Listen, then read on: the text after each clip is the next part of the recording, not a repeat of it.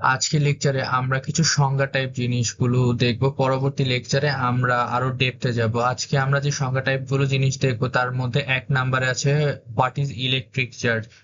তো definition of electric charge হলো electric charge is a fundamental property of matter that cause it to experience a force when placed in an electric or magnetic field. মানে হলো বৈদ্যুতিক আধান হলো পদার্থের একটি মৌলিক ধর্ম, যার কারণে পদার্থ বিদ্যুৎ ক্ষেত্র বা চৌম্বক ক্ষেত্র স্থাপন করলে সেটি বল অনুভব করে।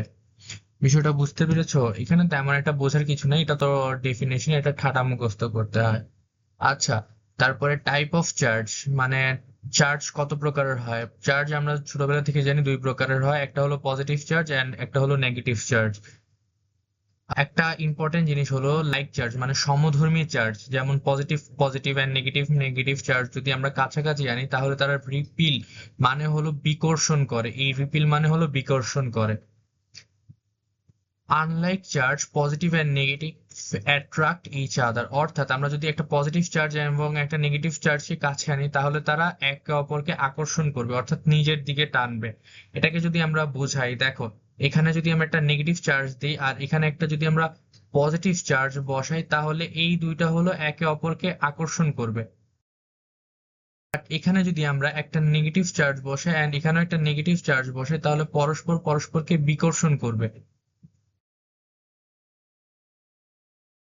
আর এখানে ধরো আমার সিক্স সিক্স আর এটা সিক্স সুন্দর করে লিখি, আর এখানে ধরো আমার থ্রি থ্রি হলে এই যে এই বলের কারণে এই দিকে এটাকে বিকর্ষণ করবে।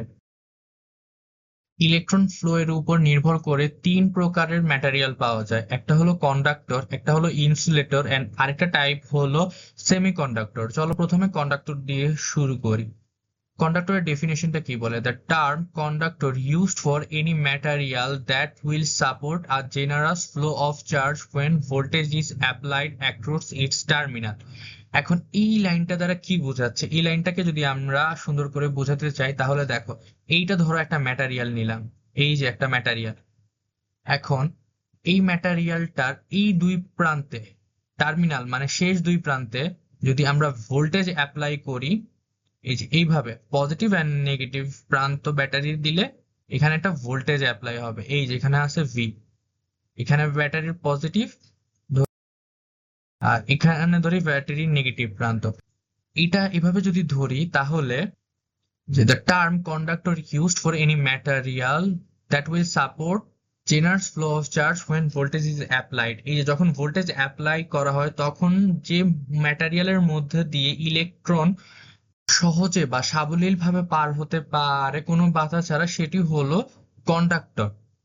তা এনার্জি গ্যাপ ইজ জিরো, এখানে এনার্জি গ্যাপটা কি বলতে কি বোঝানো হয়েছে সেটি আমরা পরে ব্যাখ্যা করছি। তা conduction band and valence band overlap, এই পার্টটা আমি শেষের দিক দিয়ে গিয়ে ব্যাখ্যা করতেছি একসাথে। অ্যান্ড আরেকটা কন্ডাক্টরের যে বৈশিষ্ট্য হলো সেটা হলো দা এক্সট্রিমলি লো রেজিস্টিভিটি, এক্সট্রিমলি লো অর্থাৎ বাধা দানের ক্ষমতা হলো খুবই কম, যেটা হলো 10⁻⁻⁸। মানে এই ইলেকট্রন যাওয়ার সময় যে ইলেকট্রন চলাচলের পথে যে বাধাটা সেটা অনেক কম। তো এই কন্ডাক্টরের এক্সাম্পলে আমরা বলতে পারি কপার, অ্যালুমিনিয়াম, সিলভার এটসেট্রা। এখন আসি insulator. Offer very low conductivity, the flow of charge is nearly zero when voltage is applied। মানে হলো এই ইনসুলেটর হলো এমন একটি ম্যাটেরিয়াল যার মধ্যে যদি আমরা ভোল্টেজ অ্যাপ্লাই করি তখন তার মধ্যে কন্ডাক্টিভিটি প্রায় শূন্যের কাছাকাছি, অর্থাৎ ইলেকট্রন ফ্লো প্রায় হয় না। এই ক্ষেত্রে হলো আমাদের এই এনার্জি গ্যাপ কত ইনসুলেটরের ক্ষেত্রে? ইনসুলেটরের ক্ষেত্রে এনার্জি গ্যাপ হলো 6 ইলেকট্রোভোল্ট বা তার থেকে বড়। এনার্জি গ্যাপটা আমি এই সেমিকন্ডাক্টর ব্যাখ্যা করার পরে একবারে ব্যাখ্যা করতেছি। আচ্ছা, ইনসুলেটরের আরেকটা বৈশিষ্ট্য হলো its resistivity is 10⁻13 ohm metre, মানে দেখতেছো 10 তার পাওয়ার 13, আর এই সাইডে দেখো 10⁻⁻8, কিন্তু তার মানে এর রেজিস্টিভিটি অনেক কম, এর রেজিস্টিভিটি মানে বাধা দানের ক্ষমতা অনেক বেশি। এর উদাহরণ হলো উড, মাইকা, গ্লাস, রাবার। আমরা তো জানি কেউ কারেন্টে যদি শক খায় তখন তাকে কাঠ দিয়ে বাড়ি দেওয়া হয় যাতে মেইন সিগন্যাল থেকে আলাদা হয়ে যায়, কারণ এই উড হলো আমাদের ইনসুলেটর। আবার রাবারের জুতা পরে হলে ইলেকট্রিক কাজে কাজ করতে হয়, কারণ রাবারের মধ্যে দিয়ে ইলেকট্রন ফ্লো হতে পারে না, এটা একটা ইনসুলেটর। এখন আমরা আসি সেমিকন্ডাক্টরে। A semiconductor is a material that has conductivity level more than insulator and less than conductor। মানে হলো সেমিকন্ডাক্টর হলো এমন একটা ম্যাটেরিয়াল যার কন্ডাক্টিভিটি মানে হলো ইলেকট্রন যে যায় প্রবাহ হয় ওই প্রবাহের মাত্রাটা হলো ইনসুলেটর থেকে বেশি, বাট কন্ডাক্টর মানে হলো প্রবাহী বস্তু থেকে কম। এখানে সেমিকন্ডাক্টরের এনার্জি গ্যাপটা কত আমরা একটু দেখি। দেখো, এই সেমিকন্ডাক্টরের এনার্জি গ্যাপ হলো 1.1 ইলেকট্রোভোল্ট বা তার থেকে কম। এর রেজিস্টিভিটি কত? এর রেজিস্টিভিটি 10⁻⁻5 ওহম মিটার থেকে 10⁸ ওহম মিটারের মধ্যে থাকে। এটা এখন ডিপেন্ড করে ডিফারেন্ট ডিফারেন্ট ম্যাটেরিয়ালের ক্ষেত্রে কি টাইপের সেমিকন্ডাক্টর ম্যাটেরিয়াল নিচ্ছি আমরা। এখানে সেমিকন্ডাক্টরের একটা সবচেয়ে বেশি ইম্পর্টেন্ট গুণ হলো অ্যাট 0 কেলভিন টেম্পারেচার, অর্থাৎ হলো অ্যাবসলিউট জিরো টেম্পারেচার বা পরম শূন্য তাপমাত্রায় আর semiconductor behaves as a insulator, অর্থাৎ পরম শূন্য তাপমাত্রায় বা মানে 0 কেলভিন তাপমাত্রায় এটা হলো ইনসুলেটরের মতো কাজ করে। আগের স্লাইড গুলোতে যে দেখে আসলাম এনার্জি ব্যান্ড গ্যাপ, এই এনার্জি ব্যান্ড গ্যাপটা আসলে কি? এনার্জি ব্যান্ড গ্যাপ হলো মূলত ভ্যালেন্স ব্যান্ড এবং কন্ডাকশন ব্যান্ডের মধ্যবর্তী যে জায়গাটুকু আছে, অর্থাৎ যে গ্যাপটুকু থাকে সেটাকে বোঝায়। এখন ভ্যালেন্স ব্যান্ড কি? ভ্যালেন্স ব্যান্ড হলো সেই জায়গাটা যেখানে ইলেকট্রন সাধারণত অবস্থান করে। অ্যান্ড কন্ডাকশন ব্যান্ড কি? কন্ডাকশন ব্যান্ড হলো সেই জায়গাটুকু যেখানে ইলেকট্রন গেলে ইলেকট্রন বিদ্যুৎ প্রবাহ করে। এখন এই যে এই ভ্যালেন্স ব্যান্ড থেকে ইলেকট্রন এই কন্ডাকশন ব্যান্ডে যায়, এই যাওয়ার সময় যে মাঝখানের পথটুকু আছে সেটাই হলো এনার্জি ব্যান্ড গ্যাপ। এখন কন্ডাক্টরের ক্ষেত্রে এই এনার্জি ব্যান্ড গ্যাপ পরস্পরের সাথে ওভারল্যাপ করে, মানে সেমিকন্ডাক্টরের ক্ষেত্রে এই যে গ্যাপটুকু আছে, এই যে দেখো এখানে এই গ্যাপটুকু হলো 1.1 ইলেকট্রন ভোল্ট বা তার থেকে ছোট। আর এইখানে দেখো ইনসুলেটরের ক্ষেত্রে এই এনার্জি ব্যান্ড গ্যাপটা কিন্তু 6 ভোল্ট বা তার থেকে বড়। এই কারণে হলো এই যে ভ্যালেন্স ব্যান্ড থেকে কন্ডাকশন ব্যান্ডে ইলেকট্রন যেতে পারে না, তাই এটা ইনসুলেটর মানে বিদ্যুৎ পরিবহন করে না। এখন এখানে আমরা একটা ইম্পর্টেন্ট জিনিস দেখব, সেটা হলো জেনারেটিং চার্জ বাই ফ্রিকশন বা ইলেকট্রোস্ট্যাটিক চার্জ বাই ফ্রিকশন। মানে হলো কোন একটা বস্তুকে অন্য একটি বস্তুর সাথে মানে ঘষার মাধ্যমে ইলেকট্রোস্ট্যাটিক চার্জ উৎপন্ন। এখন দেখো, এই গ্লাস রডকে যদি আমরা সিল্ক ক্লথের সাথে রাব করি, অর্থাৎ হলো এই সিল্ক ক্লথ দিয়ে এই গ্লাস রডকে ঘষি, তাহলে এই গ্লাস রডের চারপাশে পজিটিভ চার্জ উৎপন্ন হবে এবং এই সিল্ক ক্লথের চারপাশে নেগেটিভ চার্জ উৎপন্ন হবে। এখন এটা কিভাবে উৎপন্ন হবে চলো দেখি। যখন এই সিল্ক ক্লথ দিয়ে আমরা এই ম্যাটেরিয়ালটাকে অর্থাৎ গ্লাস রডকে রাব করব, তখন এর চারপাশে এরকম পজিটিভ পজিটিভ চার্জ গুলো একত্রিত হবে, নেগেটিভ চার্জ গুলো এই সিল্ক ক্লথের এখানে চলে যাবে, চারপাশে নেগেটিভ চার্জে চার্জিত হবে। এটা খুব অল্প সময়ের জন্য চার্জিত হবে। আর প্লাস্টিক রডকে যদি আমরা ফার মানে পশমি কাপড় দিয়ে ঘষি, তাহলে প্লাস্টিক রডের মধ্যে এই চারপাশে মাইনাস চলে যাবে এবং এই ফারের মধ্যে পজিটিভ চার্জে চার্জিত হয়ে যাবে। তারপর আমরা গ্লাস রডের সাথে যদি আমরা ফার ঘষি, তাহলে গ্লাস রড আবার পজিটিভ হয়ে যাবে, ফার নেগেটিভ হয়ে যাবে।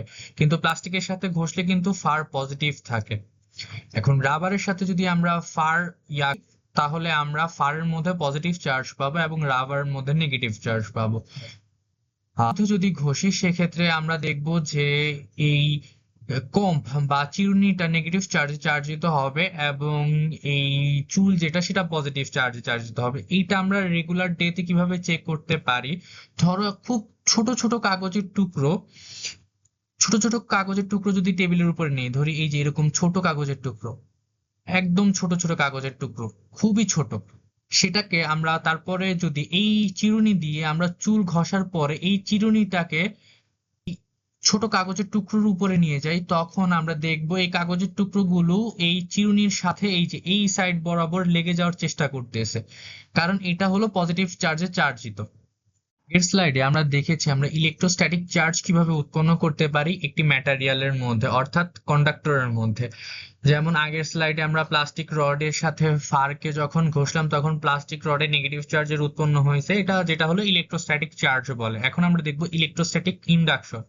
ইলেকট্রোস্ট্যাটিক ইন্ডাকশনের মধ্যে কি বলা হয়েছে? The process of temporary charging of an uncharged conductor by bringing a charged conductor near to it is called electrostatic induction। মানে হলো একটা নিউট্রাল বস্তুর কাছে যদি আমরা একটা চার্জ কন্ডাক্টর আনি, ধরো এই চার্জ কন্ডাক্টর টানছে, এই চার্জ কন্ডাক্টর আনার মাধ্যমে সেই নিউট্রাল বস্তুটাকে যদি চার্জিত করা হয়, যে প্রসেসের মাধ্যমে করা হয় সেটাকে বলা হয় ইলেকট্রোস্ট্যাটিক ইন্ডাকশন। আচ্ছা দেখো কিভাবে করি। এটা ধরো একটা নিউট্রাল বস্তু, আর এটা ধরো প্লাস্টিক রড যেটাকে আমরা ফার দিয়ে ঘষছি অর্থাৎ পশমি কাপড় দিয়ে ঘষছি, তাহলে এই কন্ডাক্টরের চারপাশে হলো নেগেটিভ চার্জ চলে আসছে। তো এই নেগেটিভ চার্জ রডটাকে যখন আমি এই নিউট্রাল বস্তুর কাছে আনবো, এই নেগেটিভ চার্জের কারণে এই নিউট্রাল বস্তুর যে পজিটিভ চার্জ গুলো আছে সেগুলো দেখো এই যে কন্ডাক্টরটা আছে নেগেটিভ চার্জের চার্জ তার কাছে চলে আসলো, এবং যেহেতু নেগেটিভ চার্জকে রিপিল মানে বিকর্ষণ করে, তাই এই যে বস্তুর নেগেটিভ চার্জ গুলো এই অপোজিট সাইডে চলে গেল। এরপর দেখো কি হয়, এই যে প্রসেসটা এইখানে দেখো আরো ভালো করে এই পজিটিভ চার্জ গুলো আসলো, তারপর এখানে আমরা গ্রাউন্ডিং করলাম। গ্রাউন্ডিং করার পরে দেখো এই পুরোটা নিউ এই নেগেটিভ চার্জ গুলো মাটিতে চলে গেল, তাই পরে এই নিউট্রাল বস্তুটা পজিটিভ চার্জে চার্জিত হয়েছে। এই যে প্রসেসটা, এই স্টেপ 1, স্টেপ 2, স্টেপ 3, এই প্রসেসটাকে বলা হয় ইলেকট্রোস্ট্যাটিক ইন্ডাকশন। এখন নেগেটিভ চার্জের ক্ষেত্রে আমরা কিভাবে করব বস্তুকে, অর্থাৎ বস্তুকে নেগেটিভ চার্জে কিভাবে চার্জিত করব? এই যে দেখো গ্লাস রডটাকে যখন আমি এখানে আনবো তখন এই নেগেটিভ গুলো এই সাইডে চলে আসবে, পজিটিভ গুলো এখানে চলে যাবে। তারপরে গ্রাউন্ডিং করব, আবার নেগেটিভ গুলো এখানে ভুল হয়েছে, এখানে একটু ছবিতে ভুল হয়েছে, পুরোটা হবে পজিটিভ চার্জ। গ্রাউন্ডিং এর ফলে এই পজিটিভ চার্জ গুলো মাটিতে চলে যাবে। চিত্রে একটু ভুল ছিল, সরি এটার জন্য। এই যে এই পজিটিভ চার্জ গুলো গ্রাউন্ডে চলে যাবে। পজিটিভ চার্জ গুলো যখন গ্রাউন্ডে চলে যাবে তখন এই পুরো বস্তুটা নিউট্রাল বস্তুটা নেগেটিভ চার্জে চার্জিত হয়ে যাবে। বিষয়টা বুঝতে পেরেছো? প্রথমে দেখি কুলম্বস ল এর সংজ্ঞাতে কি বলা হয়েছে। Coulomb's law: at a particular medium the magnitude of the attractive or repulsive force between two point charges, অর্থাৎ একটি নির্দিষ্ট মিডিয়ামে, যেমন ধরো বায়ুশূন্য মিডিয়াম বা পানি মিডিয়াম, যে কোনো একটা নির্দিষ্ট মিডিয়াম আগে আমাকে নিতে হবে। নেওয়ার পরে the magnitude of attractive or repulsive force between two points, যেমন এই Q1 and Q2, এটা হলো দুইটা পয়েন্ট, তাদের মধ্যে যে আকর্ষণ বা বিকর্ষণ বলের মান, ধরো এটা যদি পজিটিভ হয় আর এটা যদি নেগেটিভ হয় তাহলে তাদের মধ্যে আকর্ষণ বল কাজ করবে, আর দুইটাই যদি পজিটিভ হয় তাহলে বিকর্ষণ বল কাজ করবে, আবার দুইটাই যদি নেগেটিভ হয় তাহলে বিকর্ষণ বল কাজ করবে। এই যে আকর্ষণ বা বিকর্ষণ বল কাজ করবে সেটি সম্পর্কে কুলম্বস কি বলেছেন চলো দেখি। এই আকর্ষণ বা বিকর্ষণ বল directly proportional to the product of the charges, অর্থাৎ এই আকর্ষণ বা বিকর্ষণ বলের মানটা Q1 এবং Q2 এর ফলের সমানুপাতিক। Inversely proportional to the square of distance, অর্থাৎ এই যে Q1 এবং Q2 মধ্যে যে মধ্যবর্তী দূরত্ব ধরি এখানে আর, এই আর দূরত্বের সাথে বর্গের ব্যস্তানুপাতিক ভাবে কাজ করে। 3 নম্বরে তিনি বলছেন যে the force acts along the straight line along joining the centre of two charges, অর্থাৎ এই যে আকর্ষণ বা বিকর্ষণ বল কাজ করে সেটা হলো এই দুটো পয়েন্ট চার্জের মধ্যবর্তী যে স্ট্রেট লাইনটা আছে সে যেটা হলো এই দুইটাকে কানেক্ট করে সেটা বরাবর কাজ করে। আচ্ছা এখন তো আমরা 1 আর 2 থেকে পাইলাম F is proportion to Q1 Q2, অর্থাৎ ফোর্সটা এই দুটা বলের সমানুপাতিক এবং দূরত্বের বর্গের ব্যস্তানুপাতিক। এই যেখানে তাহলে 1 ও 2 থেকে আমরা লিখতে পারি F is proportion to Q1 Q2 divided by R square. এখন এই প্রপোর্শন সাইনটা যদি সরাই তাহলে তো আমাদের একটা সমানুপাতিক ধ্রুবক দিতে হবে।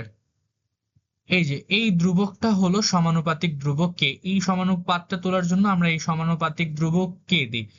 এই কে এর মান হলো 1/4πε0। চলো এখন ম্যাথমেটিক্যাল টার্মটা নিয়ে একটু আলোচনা করা যাক। ম্যাথমেটিক্যাল টার্মটা ছিল F equals to 1/4πε0 Q1 Q2 divided by R square. এখন পায়ের মান তো আমরা জানি, আর বায়ুশূন্য মাধ্যমে এই এপসাইলন নট এর মান হলো 8.854 × 10⁻⁻12। এর এককটা হলো coulomb square, newton inverse 1 and metre inverse 2। বা এই এককটা হলো এসআই একক, বা এটার আরেকটা একক আমরা লিখতে পারি, সেটা হলো ফ্যারাড পার মিটার, বাট এটা ব্যবহার করা হয় না। বেশিরভাগ ক্ষেত্রেই হলো coulomb square, newton inverse 1, metre inverse 2 ব্যবহার করা হয়, কারণ হলো এটা আমাদের এসআই ইউনিট।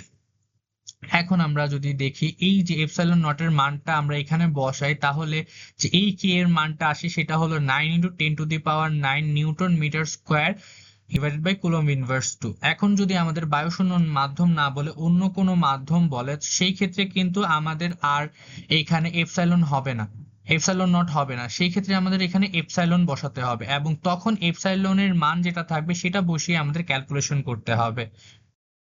আজকের লেকচারটি তাহলে আমরা এখানেই শেষ করছি। পরবর্তী লেকচারে আমরা কুলম্বস ল এর কয়েকটি ম্যাথ এবং আরো অন্যান্য জিনিসপত্র দেখবো এবং আরো কিছু ম্যাথ করব।